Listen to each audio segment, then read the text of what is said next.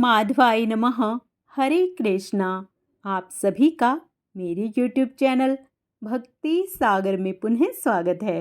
हम प्रतिदिन अपने चैनल पर वैशाख मास महात्म्य की कथाएं डाल रहे हैं, जिसमें विष्णु भगवान की प्रिया तुलसी माता का तुलसी चालीसा व तुलसी माँ की आरती भी करेंगे। आज के अपने इस वीडियो में हम वैशाख मास के महात्म्य का स्मरण करेंगे। कृपया हमसे ऐसे ही जुड़े रहने के लिए वे प्रभु भक्ति में लगे रहने के लिए मेरे चैनल को सब्सक्राइब अवश्य कर लें। वीडियो यदि पसंद आए तो लाइक एंड शेयर भी कर दें। वैशाख मास का महात्म्य प्रारंभ करने से पहले आइए वैशाख स्नान की एक और कहानी सुनते हैं। प्राचीन काल में नंदनपुर नामक नगर में सुधाकर नाम का एक अत्यंत धनी व्यापारी रहता था। वह धन धान्य से संपन्न था, परंतु अत्यंत कंजूस और स्वार्थी था। उसने जीवन भर किसी को अन्न, जल या वस्त्र का दान नहीं दिया। जब उसकी मृत्यु हुई तो यमदूत उसे पकड़कर यमलोक ले गए। चित्रगुप्त ने उसके कर्मों का लेखा जोखा बताया और कहा, तुमने जीवन भर न तो किसी को जल दिया, न अन्न, न वस्त्र और ना ही किसी ब्राह्मण या गरीब की सेवा की, इसलिए तुम्हें नरक में स्थान मिलेगा। सुधाकर ने रोते हुए कहा, मुझे एक अवसर दें ताकि मैं प्रायश्चित कर सकूं। यमराज ने दया करके उसे पुनः पृथ्वी पर जन्म दिया, लेकिन इस बार वह एक गरीब ब्राह्मण के घर जन्मा। इस जन्म में उसने अपने पूर्व जन्म की बातें याद रखी और निश्चय किया कि वह इस जीवन में पुण्य कमाएगा। जैसे ही वैशाख मास आया, उसने प्रातः काल उठकर स्नान किया, गंगा जल में डुबकी लगाई और फिर गरीबों को जल, शरबत, अन्न, वस्त्र और पंखे आदि दान में देने आरंभ किए।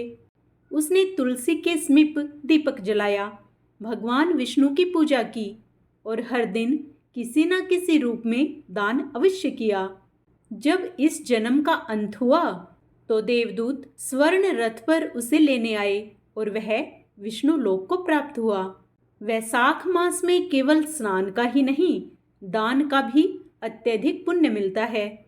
विशेष रूप से जल का दान, अन्नदान, पंखा, छाता, वस्त्र, तुलसी का पौधा, दीपक और शरबत दान करना उत्तम माना गया है। यह सब धूप, गर्मी और प्यासे प्राणियों की सेवा के भाव से करना चाहिए। पुनः मन में भगवान श्री हरि का ध्यान करते हुए वैशाख मास का आगे का अध्याय स्मरण करते हैं। राजा अम्बरीश ने पूछा, मुने, वैशाख मास के व्रत का क्या विधान है? इसमें किस तपस्या का अनुष्ठान करना पड़ता है? क्या दान होता है? कैसे स्नान किया जाता है और किस प्रकार भगवान केशव की पूजा की जाती है? ब्रह्मऋषि, आप श्री हरि के प्रिय भक्त तथा सर्वज्ञ हैं, अतः कृपया करके मुझे ये सब बातें बताइए। नारद जी ने कहा, साधु श्रेष्ठ, सुनो।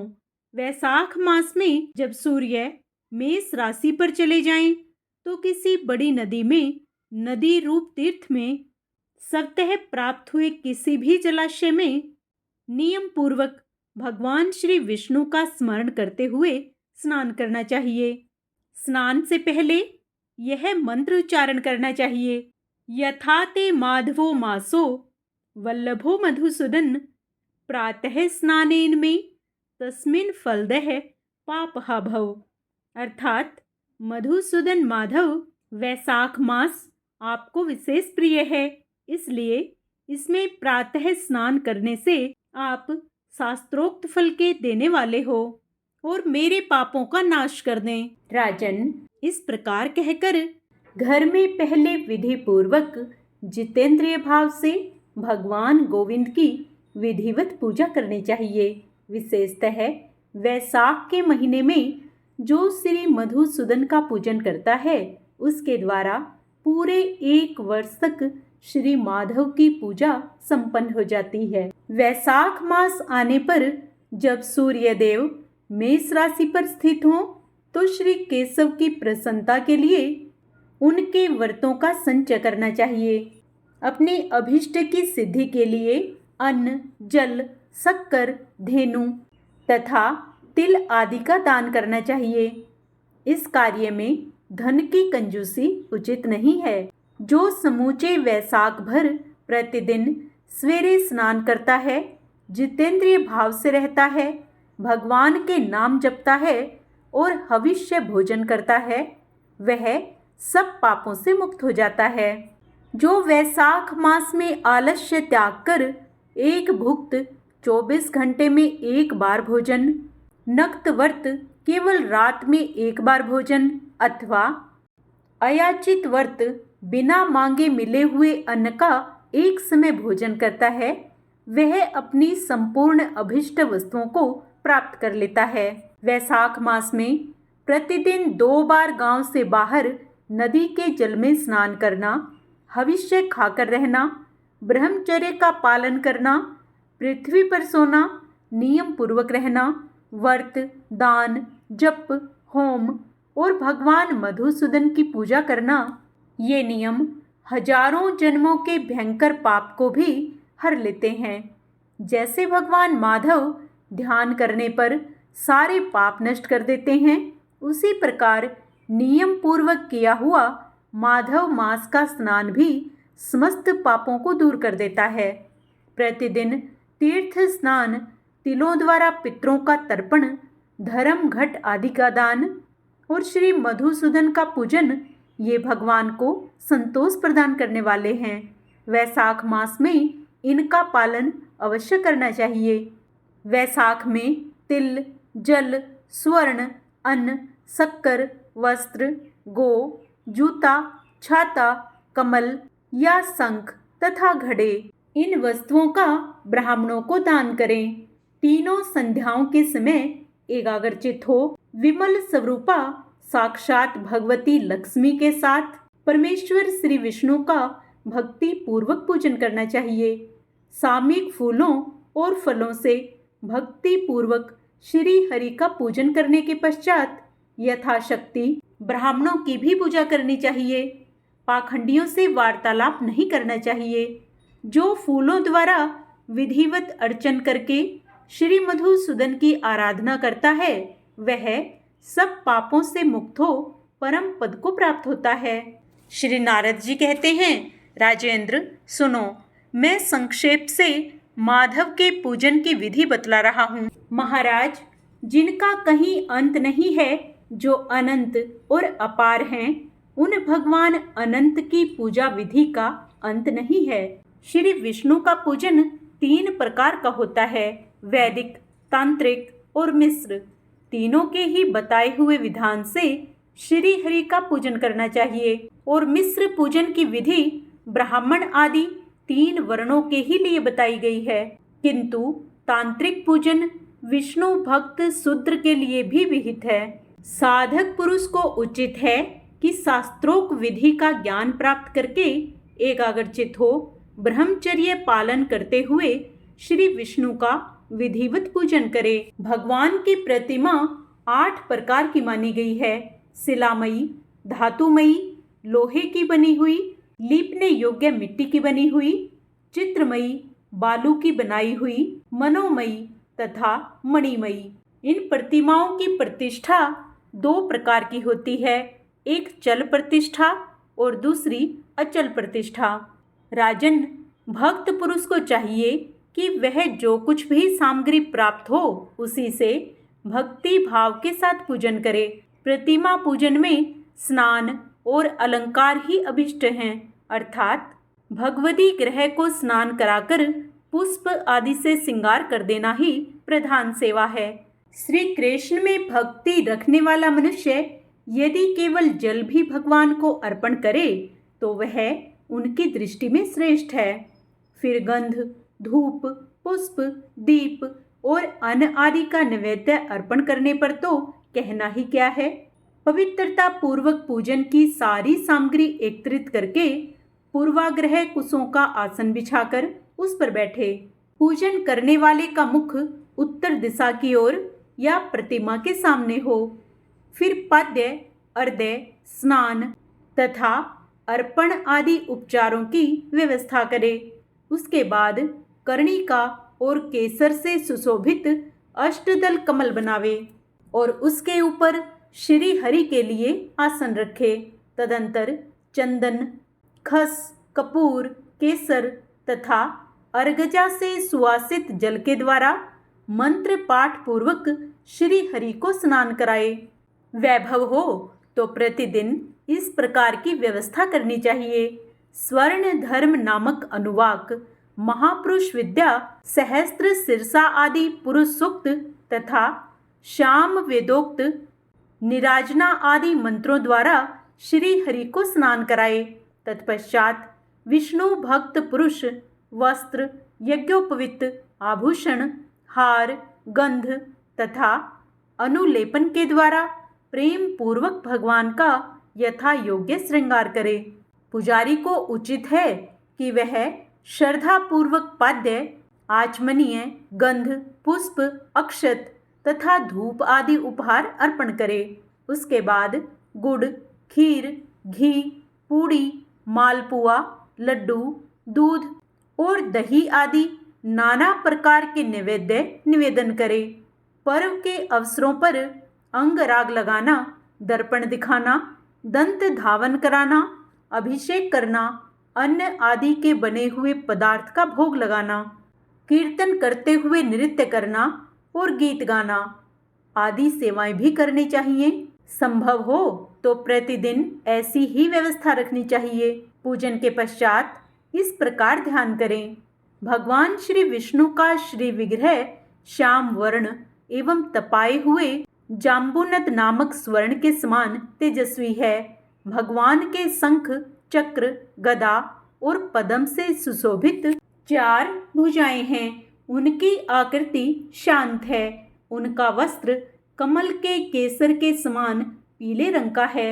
वे मस्तक पर किरीट, दोनों हाथों में कड़े, गले में यज्ञोपवीत तथा उंगलियों में अंगूठी धारण किए हुए हैं। उनके वक्ष स्थल में श्री वत्स का चिन्ह है। कौस्तुभमणि उनकी शोभा बढ़ाती है तथा वे वनमाला धारण किए हुए हैं। इस प्रकार ध्यान करते हुए पूजन समाप्त करके घी में डुबोई हुई स्मिधाओं तथा हविष्य द्वारा अग्नि में हवन करें।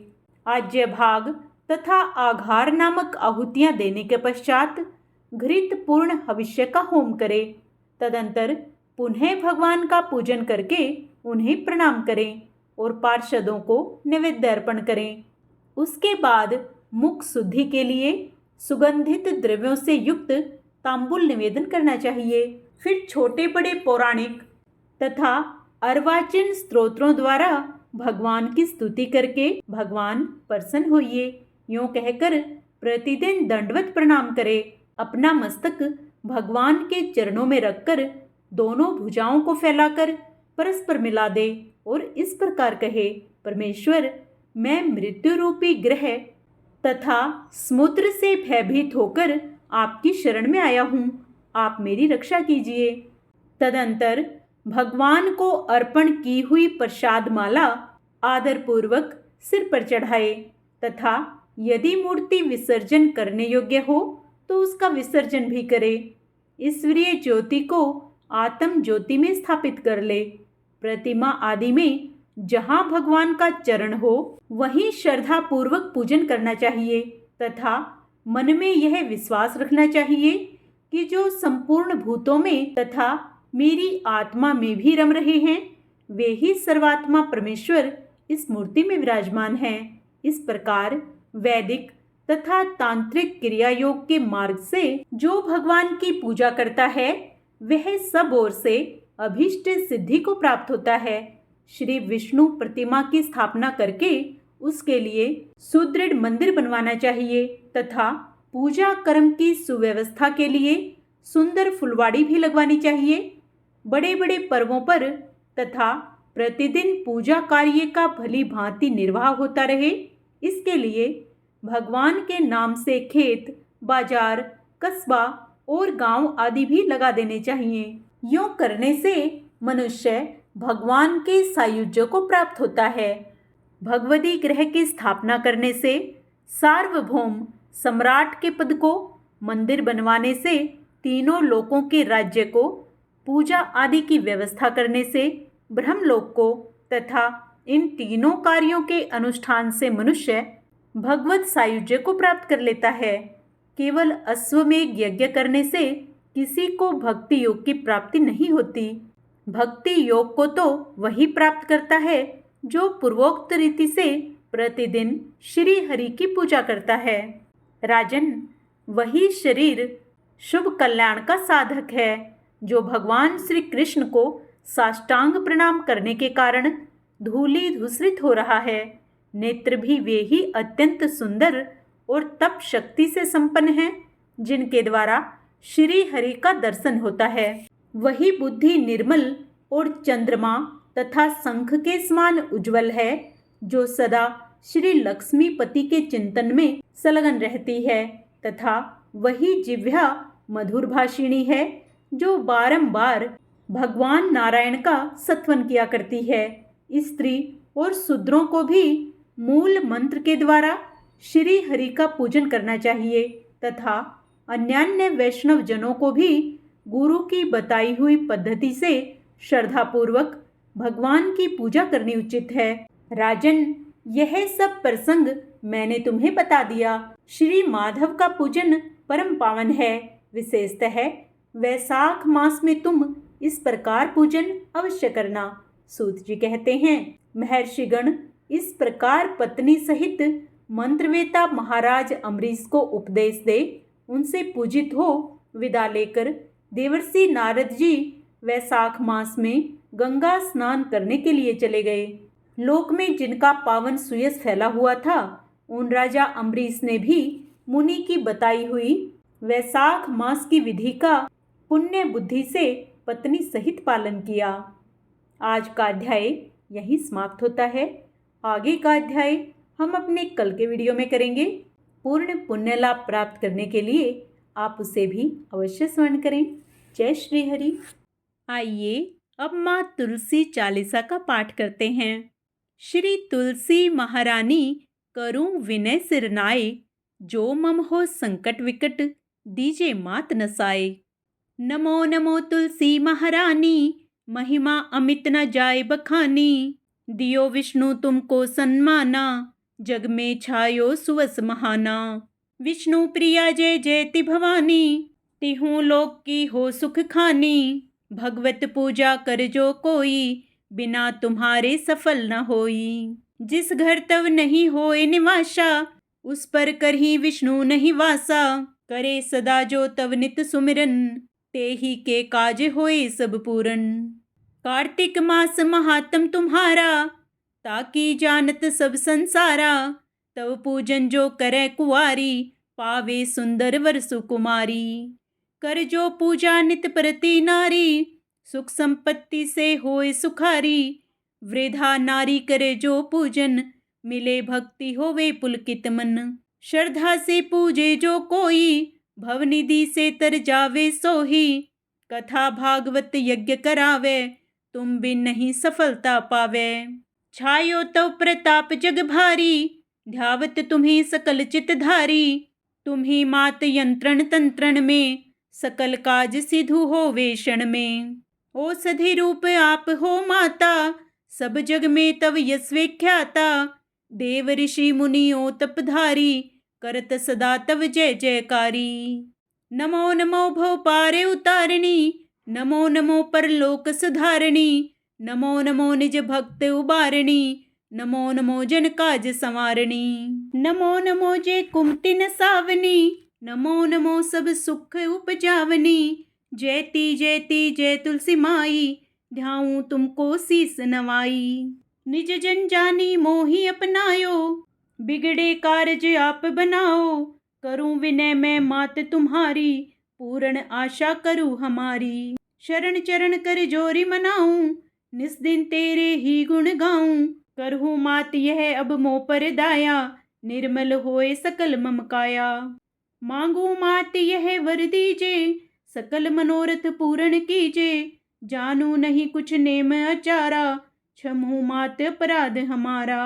12 मास करे जो पूजा, तासम जग में और नहीं दूजा। प्रथम ही गंगा जल मंगवावे, फिर सुंदर स्नान करावे।